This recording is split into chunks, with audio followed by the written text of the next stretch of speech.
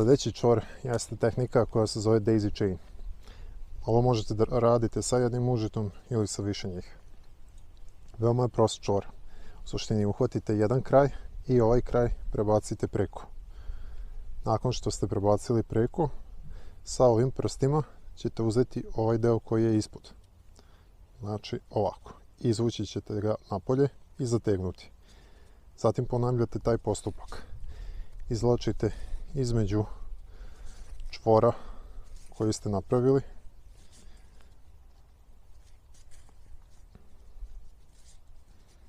Dok ne dođete do kraja.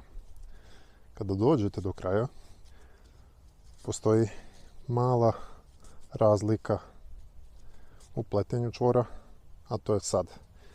Dovoljno je znači samo da provučete ovaj deo, ako imate ovaj dupli, kroz njega i onda možete da ga kačite za karabiner, za kuku ili kako god. Da biste mogli da upotrebite ovaj kanap, neophodno je samo da izvadite ovaj deo i možete da ga izvučete koliko vam je potrebno.